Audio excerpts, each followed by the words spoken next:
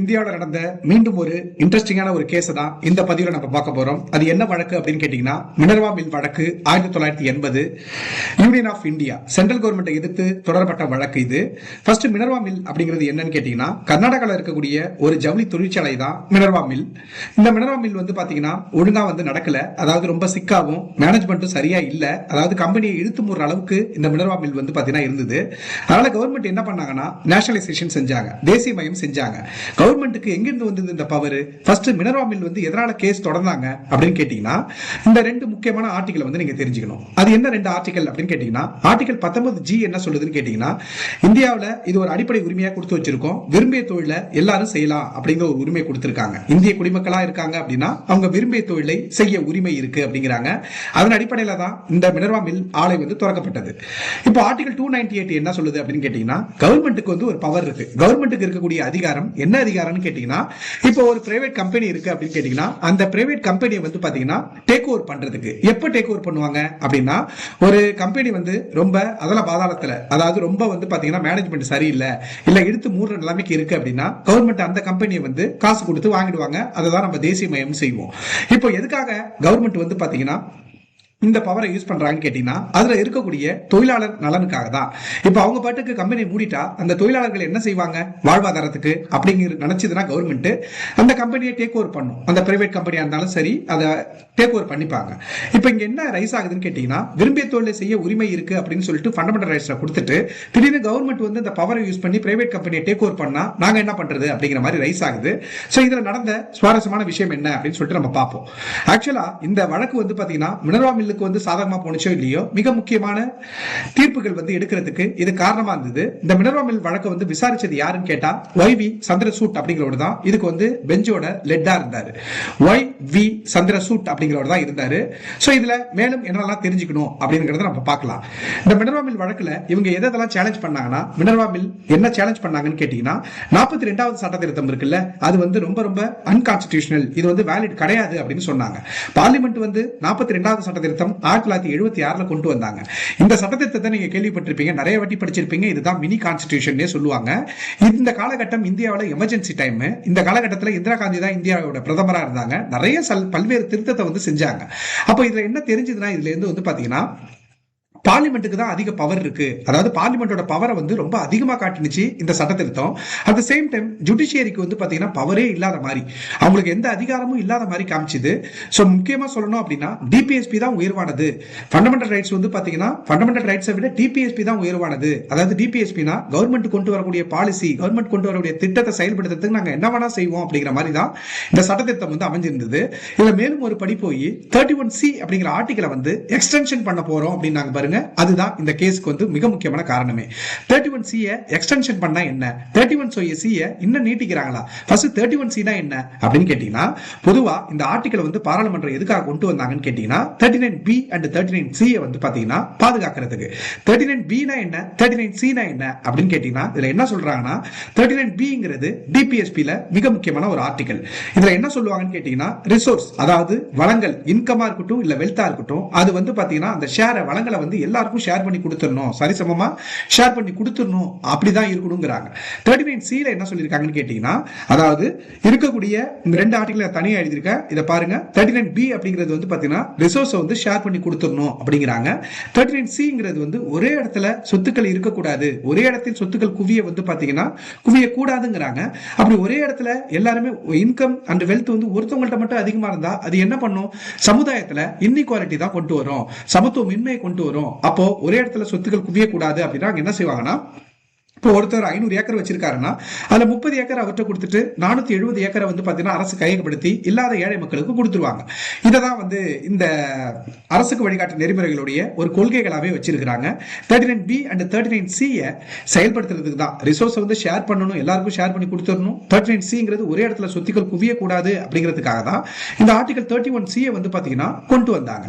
ஆனா 42வது சட்ட திருத்தம் 1976 என்ன பண்ணிட்டாங்கன்னா, ஸ்டார்டிங்ல இந்த ரெண்டு ஆர்டிகலை ப்ரொடெக்ட் பண்றதுக்காக தான் நாங்க வந்து 31C கொண்டு வந்தோம் அப்படின்னவங்க எல்லா டிபிஎஸ்பியுமே செயல்படுத்துவோம்ட்டாங்க. அதாவது கவர்மெண்ட் வந்து கொண்டு வரக்கூடிய ஒரு திட்டம் மக்களுடைய சமூக மற்றும் பொருளாதார வளர்ச்சிக்காக தான் இருக்கும். அதனால டிபிஎஸ்பில இருக்கக்கூடிய எந்த விஷயமா இருந்தாலும் நாங்க வந்து அதை வந்து பார்லிமெண்ட்ல வந்து சட்ட திருத்தம் கொண்டு வந்து அதை நாங்க செஞ்சு காட்டுவோம். அதை எந்த நீதிமன்றமும் கேள்வி கேட்க கூடாது அப்படின்னு சொல்லிட்டாங்க.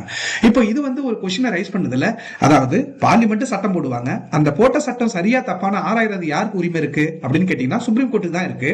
இந்த கேஸ்ல என்ன சொல்றாங்க, இந்த 42வது சட்ட திருத்தம் 1976ல 31C அப்படிங்கிற ஆர்டிகலை எக்ஸ்டெண்ட் பண்ண போறோம் அப்படின்னா என்ன மீனிங், 39B 39C செயல்படுத்துறது மட்டும் இல்லாம நாங்க டிபிஎஸ்பியை செயல்படுத்த பார்லிமெண்ட்ல வந்து பார்லிமெண்ட் வந்து எல்லாத்தையும் சட்ட திருத்தம் பண்ணுவோம் அப்படின்னு. சோ இங்கதான் எங்களுக்கு ஜுடிஷியல் ரிவ்யூங்கிற அதிகாரம் இருக்கா இல்லையா அப்படிங்கிற கேள்விக்கு போயிடுறாங்க. ஏன்னா நீதி புனராய்வு அப்படிங்கிறது இது ஒரு அரசியலமைப்பு சட்டத்தோட அடிப்படை கட்டமைப்பு. போடக்கூடிய சட்டம் சரியா தப்பான ஆராயிர உரிமை தான் ஜுடிஷியல் ரிவ்யூ, நீதி புனராய்வு. அதே இல்லைன்னா இப்படி அப்படிங்கிற மாதிரி தான் இந்த கேஸ் வந்து போகுது. சோ நீதி புனராய்வு அப்படிங்கிறது முன்னதா நடந்த கேசவானந்த பாரதி வழக்குல ஜுடிஷியல் ரிவ்யூ போடக்கூடிய சட்டம் சரியா தப்பான ஆராயிர உரிமை சுப்ரீம் கோர்ட்டுக்கு வந்து இருக்கு அப்படின்னு சொல்லிட்டு கன்ஃபார்ம் பண்ணாங்க. இந்த வழக்குல வந்து பாத்தீங்கன்னா அது மீண்டும் ஒரு முறை ஊர்ஜிதப்படுத்தப்பட்டது. ஜுடிஷியல் ரிவ்யூங்கிறது வந்து எங்களுடைய உரிமை, அதனால நீங்க வந்து 31C அதை வந்து பாத்தீங்கன்னா 39B ரிசோர்ஸ் வந்து ஷேர் பண்றதுக்காக இருக்கட்டும், இல்ல வந்து பாத்தீங்கன்னா ஒரே இடத்துல சொத்துக்கள் குவியறதை வந்து தடுக்கிறதுக்காக நீங்க செய்றீங்க, அதை பண்ணீங்க, ஆனா எல்லா டிபிஎஸ்பி எல்லாம் நீங்க அமல்படுத்தாதீங்க அப்படின்னு சொல்லிட்டு ஜுடிஷியல் ரிவ்யூ அப்படிங்கிற கான்செப்டை வந்து மீண்டும் ஒரு முறை வந்து ரீஅஃபர்ம் செய்தது இந்த வழக்கு. ஓகேங்களா? இதுல நீங்க என்னெல்லாம் தெரிஞ்சுக்கணும் அப்படின்னு கேட்டீங்கன்னா, சோ ஆல்ரெடி நான் அதை சொன்னா என்னன்னு தெரியல, இருந்தாலும் ஒரு டைம் பாத்துருங்க. இந்த கேஸ் வந்து எதை ரீஅஃபர்ம் பண்ணுது அப்படின்னு கேட்டீங்கன்னா, எமர்ஜென்சிக்கு அப்புறம் இந்த கேஸ் வந்து பாத்தீங்கன்னா மீண்டும் ஒரு முறை எதை வந்து உறுதிப்படுத்தினுச்சு, பேசிக் ஸ்ட்ரக்சர், எந்த பேசிக் ஸ்ட்ரக்சர் அடிப்படை கட்டமைப்பு அப்படிங்கிற ஒரு விஷயத்தை இது மீண்டும் ஒரு முறை வந்து புதுப்பித்தது இல்லனா வந்து ஊர்ஜிதப்படுத்தியது எது அப்படின்னு கேட்டீங்கன்னா மினர்வா மில் வழக்குல தான் பேசிக் ஸ்ட்ரக்சர் அப்படிங்கிறது ஜுடிஷியல் ரிவ்யூ அப்படிங்கிற அடிப்படை கட்டமைப்பு வந்து மீண்டும் ஒரு முறை வந்து ரீஅஃபர்ம் செய்யப்பட்டது. ஓகேங்களா? அடுத்து இதுல எந்த அமெண்ட்மெண்ட் அவங்க சேலஞ்ச் பண்ணாங்க மினர்வா மில் வழக்குல அப்படின்னு கேட்பாங்க. 42வது சட்ட திருத்தத்தை தான் இவங்க சேலஞ்ச் பண்ணாங்க. அதுக்கப்புறம் எந்த article expansion was struck down, இதுல 31C அப்படிங்கிறது வந்து பாத்தீங்கன்னா இனிஷியலா 39B and 39C resource share பண்ணணும், இல்ல ஒரே இடத்துல சொத்துக்கள் குவியக்கூடாது அப்படிங்கிற கான்செப்டை வந்து இம்ப்ளிமெண்ட் பண்றதுக்காக பயன்படுத்துறாங்க. அதை எல்லாத்துக்கும் எல்லா டிபிஎஸ்பி செயல்படுத்துவோம்னு சொன்னாங்க இல்லையா ஆர்டிகல் 31Cல, அந்த ஆர்டிகல் எக்ஸ்பான்ஷன் தான் ஸ்டாப் பண்ணாங்க இந்த YV சந்திரசூட் தலைமையிலான இந்த நீதிக்குழு. ஓகேங்களா? இதுல இருந்து நீங்க என்ன தெரிஞ்சுக்கணும் அப்படின்னு கேட்டீங்கன்னா, ஃபைனலா ஒன்லைன்ல முடிக்கணும் அப்படின்னு கேட்டீங்கன்னா, இதுல இருந்து நீங்க என்ன தெரிஞ்சுக்கணும் கேட்டீங்கன்னா, இந்த வழக்கு நிறைய டைரக்ஷனையும் கொடுத்தது. அதாவது ஸ்டார்டிங்ல வந்து சுப்ரீம் பார்லிமெண்ட் என்ன பண்ணாங்கன்னா 42வது சட்ட திருத்தம், அதுக்கப்புறம் 31C அதை வந்து நாங்க எக்ஸ்டெண்ட் பண்ணுவோம்னு சொன்னாங்க. இது வந்து அரசியலமைப்புக்கு எதிரானது அப்படின்னு சொல்லிட்டு சுப்ரீம் கோர்ட்ல செய்தாங்க. இது வந்து அரசியலமைப்புக்கு எதிரானது அப்படின்னு சொன்னாங்க. நீங்க வந்து பாத்தீங்கன்னா எல்லா டிபிஎஸ்பியும் செயல்படுத்தணும்னு நினைக்கிறது ரொம்ப ரொம்ப தவறானது, இது அரசியலமைப்பு சட்டத்துக்கு எதிரானது. அப்போ நீங்க வந்து அரசுக்கு வழிகாட்டு நெறிமுறைகள் அதை வந்து நீங்க செயல்படுத்துங்க, அதாவது கவர்மெண்ட் கொண்டு வரக்கூடிய நல்ல திட்டங்களை செயல்படுத்துங்க, ஆனா அடிப்படை உரிமைகளை பாதிக்காத அளவுக்கு பாத்துங்க, அடிப்படை கட்டமைப்பு வந்து பாதிக்காத அளவுக்கு செஞ்சீங்க அப்படின்னாங்க.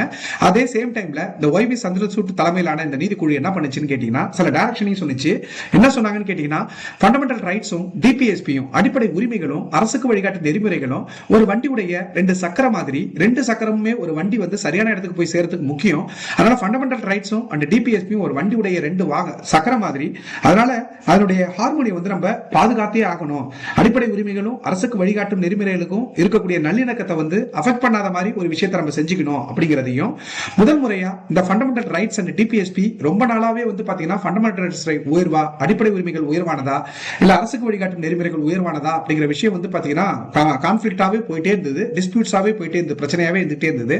இந்த வழக்கு தான் வந்து பாத்தீங்கன்னா ஃபைனலா இந்த ஃபண்டமெண்டல் ரைட்ஸுக்கும் டிபிஎஸ்பிக்கும் இருந்த பிரச்சனைகளை வந்து சுமூகமா முடிச்சு வச்சுது. அதுக்கப்புறம் வந்து பாத்தீங்கன்னா பெருசா சுப்ரீம் கோர்ட்டுக்கும் பார்லிமெண்ட்டுக்கும் மிகப்பெரிய சர்ச்சை எழவே இல்லை. இந்த வழக்குக்கு அப்புறம் நிறைய வந்தது, பட் ஆனா வந்து இந்த மாதிரி பெரிய பெரிய விஷயங்கள்ல ஃபண்டமெண்டல் ரைட்ஸுக்கும் டிபிஎஸ்பிக்கும், அதாவது சுப்ரீம் கோர்ட் வந்து ஒரு விஷயம் சொல்லுவாங்க, அதை பார்லிமெண்ட் வந்து ஒரு சட்டத்திருத்தம் பண்ணுவாங்க, பார்லிமெண்ட் கொண்டு வந்த சட்டத்திருத்தம் தப்புன்னு சொல்லிட்டு சுப்ரீம் கோர்ட் சொல்லுவாங்க, அதுக்கப்புறம் இன்னொரு சட்டத்திருத்தம் பண்ணுவாங்க. இப்படியே நீடிட்டே இருந்த அந்த பிரச்சனை கடைசியா மினர்வா மில் வழக்குல இந்த ஃபண்டமெண்டல் ரைட்ஸ் அண்ட் டிபிஎஸ்பி ஆன டிஸ்பியூட்ஸ் வந்து முடிவுக்கு கொண்டு வந்தது.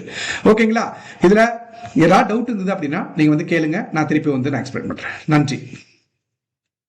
அதுக்கப்புறம் ஒரு முக்கியமான நோட்டிபிகேஷன் என்னன்னு கேட்டீங்கன்னா, நம்மளுடைய டிஆர் அகாடமியில வரக்கூடிய பிசி அண்ட் சப் இன்ஸ்பெக்டருக்கு ஸ்பெஷல் டெஸ்ட் சீரிஸ் வந்து அவைலபிள் இருக்கு. தேவைப்படுறவங்க வந்து பாத்தீங்கன்னா 9952787085 இந்த நம்பரை வந்து தொடர்பு கொண்டு நீங்க வந்து ரீச் பண்ணலாம். Thank you so much.